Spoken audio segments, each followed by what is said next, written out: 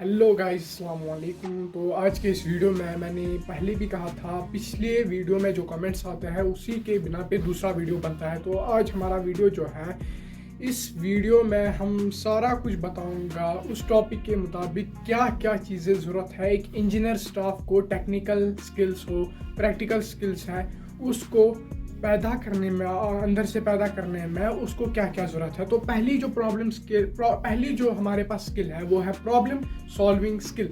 ये problem solving skill बहुत ही important है एक इंजीनियर स्टाफ को। तो इंजीनियर जब एक कॉम्प्लेक्स प्रॉब्लम सॉल्विंग स्किल हासिल करता है तो उससे इंडस्ट्रीज़ में एम्प्लॉयमेंट मिलने में या एम्प्लॉय बनने में बहुत ईजी फील होता है। तो अगर हम देखेंगे पहले इस प्रॉब्लम सॉल्विंग स्किल को कैसे हम अचीव कर सकते हैं, तो इसके लिए इस प्रॉब्लम सॉल्विंग स्किल को हम देखते हैं। पहले इंजीनियर जब भी काम करता है तो उसे रेगुलरली एक कॉम्प्लेक्स प्रॉब्लम्स मिलते हैं। उन प्रॉब्लम्स को सॉल्व करने के लिए उसे एक एनालाइज होना चाहिए कि उस प्रॉब्लम को मैं कैसे बांट के सॉल्व करूं। तो उसको सॉल्व करने के लिए एक इंजीनियर के पास क्रिटिकल थिंकिंग ज़रूरी होनी चाहिए। तो उस क्रिटिकल थिंकिंग के लिए क्या क्या चीज़ें ज़रूरत है उसको मैं यहाँ पर लिस्ट करता हूँ। तो क्रिटिकल थिंकिंग के लिए उसके पास ज़रूरत है पहले एनालिसिस ज़रूरत है, ऑब्जर्वेशन ज़रूरत है, उसके लिए प्लानिंग ज़रूरत है, उसके लिए उसको एक स्ट्रेटजी ज़रूरत है, उसके लिए उसको प्रायोरिटाइजेशन, मतलब अगर वो कोई चीज़ कर रहा है, इसके पास 5 ऑप्शन है, उसको कम्प्लेक्स चॉइस मिल रही है, तो उसमें से किसको वो प्रायोरिटाइज करेगा, यानी जजमेंट उसके हाथ में है। वो डिसीजन मेकिंग में कोई देरी नहीं करना चाहिए, उसके पास टाइम मैनेजमेंट होना चाहिए, रिसर्च होना चाहिए, और सबसे पहली इंपॉर्टेंट चीज़ उसके पास एक लॉजिकल थिंकिंग होनी चाहिए। ये ऐसा नहीं कि वो कुछ भी कहे वो इलॉजिकल हो, उसके पास पॉसिबल चीज़ें करने की स्किल हो। तो जो दूसरी चीज़ है उसको टेक्निकल स्किल कहते हैं। टेक्निकल स्किल में बहुत सारी चीज़ें आती हैं, जैसे कि हम सॉफ्टवेयर इंजीनियर में देखेंगे, अगर सॉफ्टवेयर फील्ड में देखेंगे तो वहाँ पर हमारे पास सबसे इम्पॉर्टेंट जो टेक्निकल स्किल मिलती है वो कुछ ऐसे है, वो प्रोग्रामिंग लैंग्वेज है, उसे वेब डिज़ाइनिंग आनी चाहिए, वेब डेवलपिंग आनी चाहिए। वो कुछ टेक्निकल स्किल्स हैं जो एक सॉफ्टवेयर डाटा एनालिसिस है जो हमें कमर्शियल बिजनेस में लगता है, उसको वो एडिशनल लेना चाहिए ताकि वो कुछ फाइनेंशियल में भी इंजीनियरिंग और फाइनेंशियल को आपस में मिला के एक बिजनेस कर सके। और जो तीसरी स्किल है वो भी कुछ ऐसे ही है, फाइनेंशियल मैनेजमेंट, वो भी एक बिजनेस स्टडी है। तो जो चौथा है वो उसे कुछ हम ऐसे कहेंगे टाइपिंग या शॉर्ट हैंड तो खत्म हो गया है, अब टाइपिंग को बहुत इंपॉर्टेंट है। टाइपिंग से ही पहले सारा कुछ इंजीनियरिंग में स्टार्ट होता है। और जो चौथा हमने देखा है वो है कम्युनिकेशन स्किल। ये एक सॉफ्ट स्किल है, ये मुंह से बोला जाता है, तो इसको बहुत ही प्रायोरिटाइज किया करो क्योंकि ये इंपॉर्टेंट है। क्योंकि जब भी इंजीनियर काम करता है वो एक टीम में काम करता है, ये कोई इंडिविजुअल काम नहीं करता। तो उसके लिए उसको टीम वर्क करना पड़ता है, और उस टीम वर्क में सबसे पहले जो इंपॉर्टेंट चीज़ें है वो कैसे उसके साथ दूसरे टीममेट्स के साथ कैसे कम्युनिकेट करता है, मतलब वो कैसे अपने आइडियाज़ को प्रेजेंट करता है। क्रिएटिव आइडिया हो या कुछ भी आइडिया हो या बात करनी हो, इन सॉफ्ट स्किल्स का होना बहुत ही नेसेसरी है।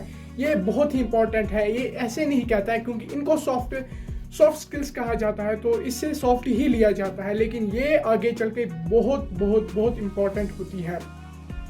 और इस कम्युनिकेशन स्किल्स में भी बहुत सारी चीज़ें आती हैं, जैसे रिपोर्ट करना होता है किसी जगह। अगर हमें देखेंगे तो अगर हमारे पास कोई प्रोजेक्ट मिलता है किसी जगह, तो वहाँ की रिपोर्टिंग करने के लिए कम्युनिकेशन स्किल होना ज़रूरी है। और प्रेजेंटेशन होती है, और प्रोजेक्ट प्रेजेंटेशन होती है, जो प्रोजेक्ट मैंने बनाया उसको आगे जाके प्रेजेंट करने में भी बहुत सारी मेहनत लगती है। और उस मेहनत में भी सबसे पहले जो इम्पोर्टेंस दी जाती है वो है कम्युनिकेशन स्किल्स की।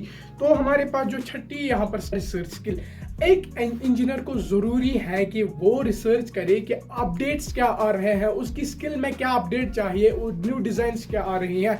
अगर मैं कंप्यूटर की देखूं तो कंप्यूटर में आज बहुत सारी रिसर्च आई है, रैपिड डेवलपमेंट है, रैपिड टेक्निकल डेवलपमेंट है, टेक्नोलॉजी आगे बढ़ रही है।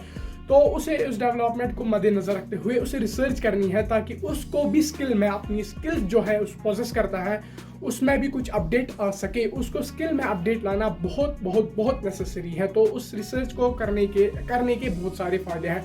और जो एंड का जो इम्पोर्टेंट है, जो सबसे बहुत प्रैक्टिकल स्किल है, जो बहुत इंपॉर्टेंट है, उसे हम नाम देते हैं सोशल और एनवायरमेंटल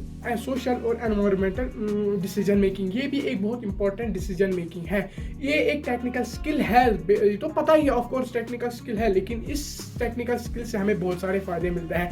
आपने देखा होगा जब एक इंजीनियर को एक प्रोजेक्ट मिलता है तो वो सिर्फ अपनी थ्योरिकल नॉलेज और टेक्निकल नॉलेज अगर है कुछ फाइनेंशियल, वो सोसाइटी एनवायरमेंटल इम्पैक्ट को कुछ भी नज़र नहीं रखता। ये एक बहुत ही बड़ी फेलियर है, ये याद रखना, ये बहुत ही बड़ी फेलियर है। इससे दूर रहना चाहिए, क्योंकि एनवायरमेंटल इम्पैक्ट और सोशल इम्पैक्ट बहुत ही इंपॉर्टेंट रोल रखता है एक इंजीनियर के प्रोजेक्ट में।